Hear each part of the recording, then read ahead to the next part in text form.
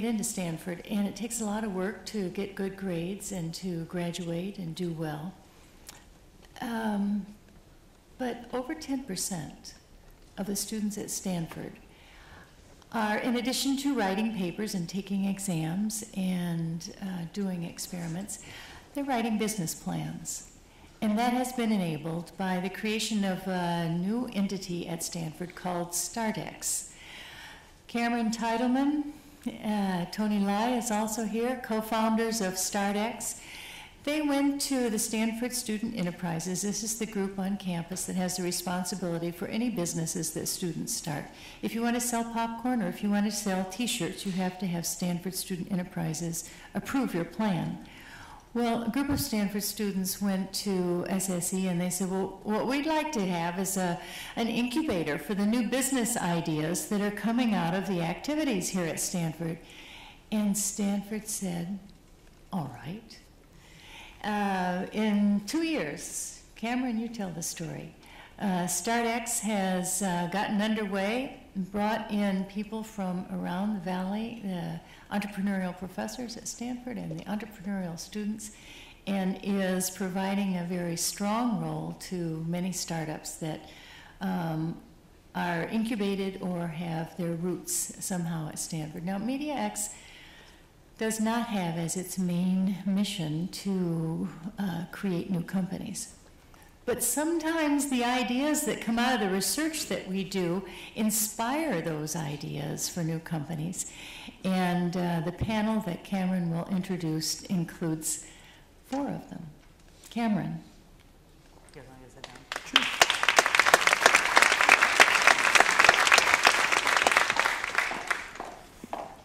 Hi, everyone. Let's see. While we're getting the talk set up, my name is Cameron Tattleman. I'm the founder and director of StartX. StartX is a community of Stanford's top founders. While we're getting set up, our mission is to accelerate the development of the top founders out of Stanford through experiential education and collective intelligence.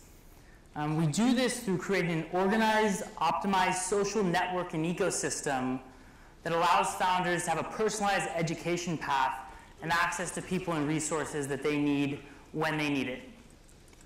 As far as our history, we launched 2 years ago, and before we launched, the Stanford ecosystem has been fantastic for entrepreneurship for a very long time. I mean, there's a lot of what we like to call incubation resources, finding team members, doing research, developing that vertical edge of the T that was up on the screen, a lot of skills. And getting the inspiration, like Martha talked about. But when companies were actually leaving the university and serious in building their companies, there was a big struggle that was happening that was kind of not very evident to a lot of people. So what we did is we actually went out and we researched and spoke to over 300 Stanford entrepreneurs who had founded companies out of the university to figure out exactly what were their challenges. And the same story kept repeating over and over again. When people left the university, they struggled for a while, and then they formed this ecosystem around themselves and moved very quickly. The ones that didn't form that ecosystem failed. Really smart ones actually shared those ecosystems that all had the common components, and they went a lot faster and they had a competitive, unfair advantage. So we saw that as an opportunity to create that ecosystem, white label it, and create an organized, trusted, scalable system for all the top founders out of Stanford. So we launched that in the summer 2010 with a relationship with Stanford Student Enterprises, which is a student government here. This is a kind of big overview of the Stanford entrepreneurial ecosystem. There's a lot of students who are interested in entrepreneurship. There's people who kind of dabble in it as part of the design school classes or programs, and then there's some who are writing business plans.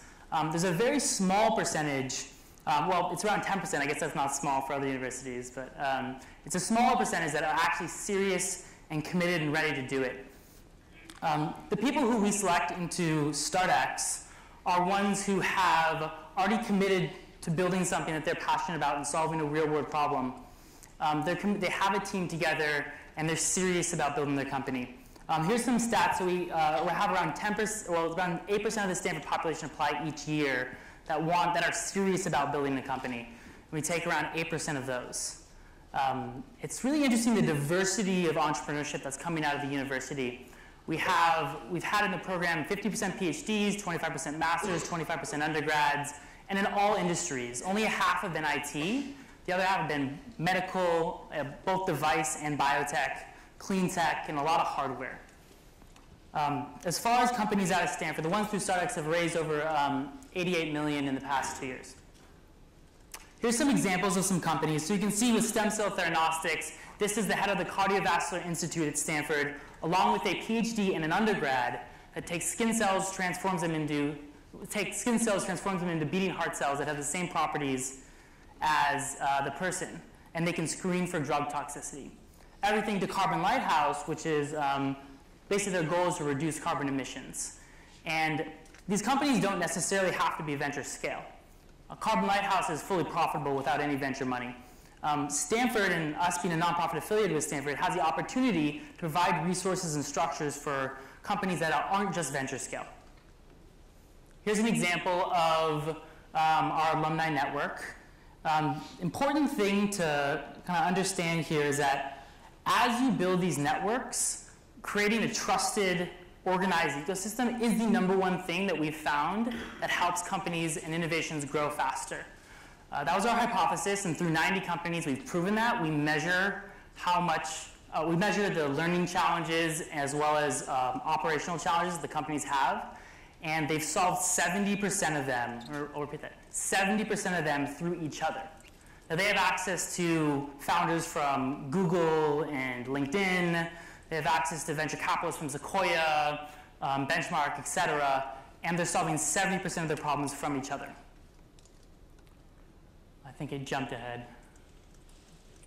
Right, got nice press, so that's always great. And then the other side of the equation is access to partners, and so this is where you guys come in. Having industry involved with helping the innovations out of Stanford is hugely important. And again, this is for access to information and people. And so here's a short list of some that have helped us out.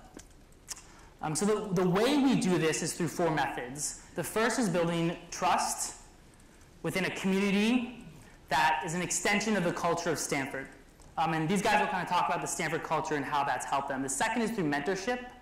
The third is through real-time customized educational access. We heard a lot about personalized education this morning.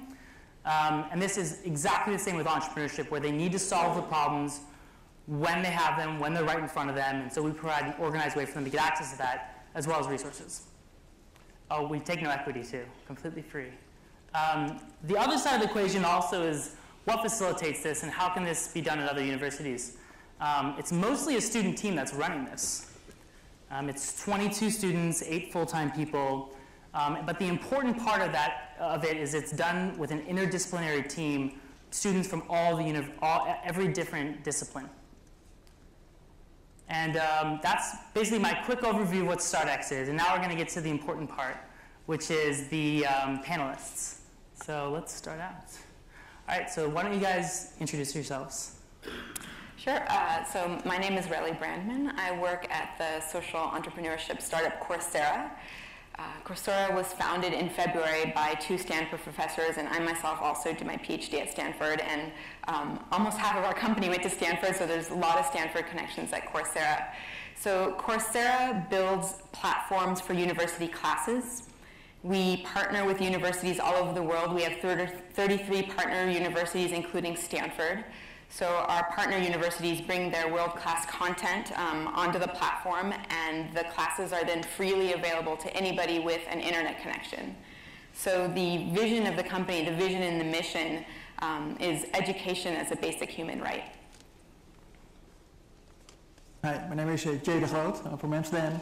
I'm actually representing Maurits Kaptein, who's a PhD scholarship from Eindhoven, but had a visiting scholarship also here at Stanford. He did research together with Dean Eccles, for instance, also from here at Clifford Nash on persuasion profiling. I think BG4 coined the term in 2006 somewhere.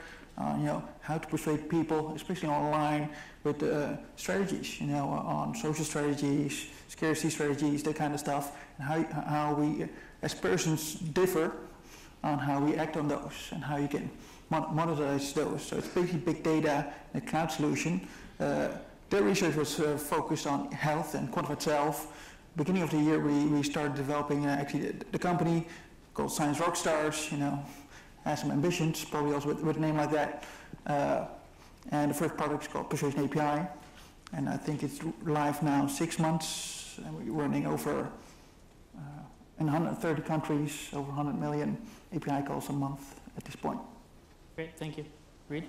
Hi, my name is Reed Sinescu. Our company is CloudLeaps, and what CloudLeaps does is it automatically discovers the relationships between a project team's information, regardless of where that information is stored in the cloud or on network servers. And then we reveal those relationships in dashboards back to project teams so that users always know the information that is relevant to them in the context of their workflows, in the context of the work tasks that they're working on at the moment.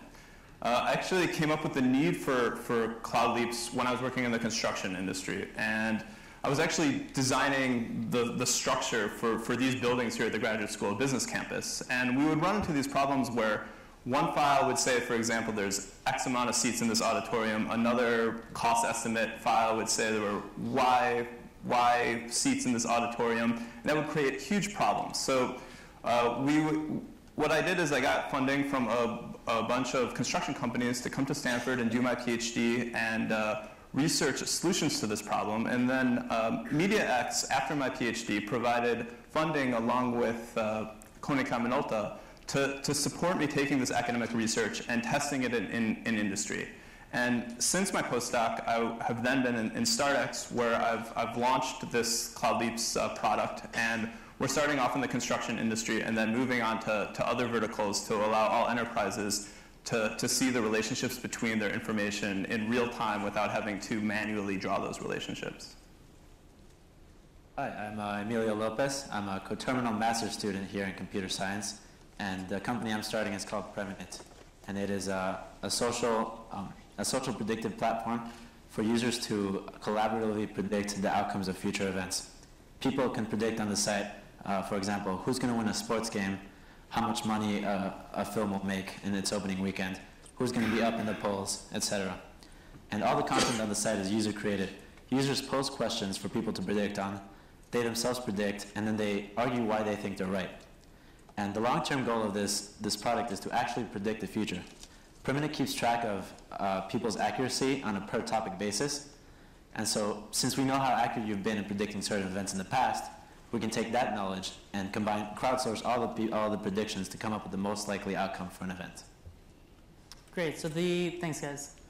So the point of this talk is to talk about how both the people in the audience and you guys can collaborate, as well as utilize the Stanford ecosystem and resources to both spin out and scale up your companies. So let's start with the Stanford ecosystem and specifically the culture. How has that been helpful, both on an individual level as well as for your company, to turn you over from research to entrepreneurship? Reed, where do we want to start? Yeah, so I didn't actually come to Stanford with the objective of starting a company. I came to solve a problem that I saw in industry. But when I was at Stanford, I saw, basically there's two things about the culture at Stanford that sort of turned me towards entrepreneurship. The first was optimism. Anything is possible. And I saw that in all the different disciplines that I had exposure to. The second was the generosity of the community here at Stanford to provide answers to all my questions and encouragement and access to lots of other contexts that allowed me to build my network and build that foundation so that I could start to build a company.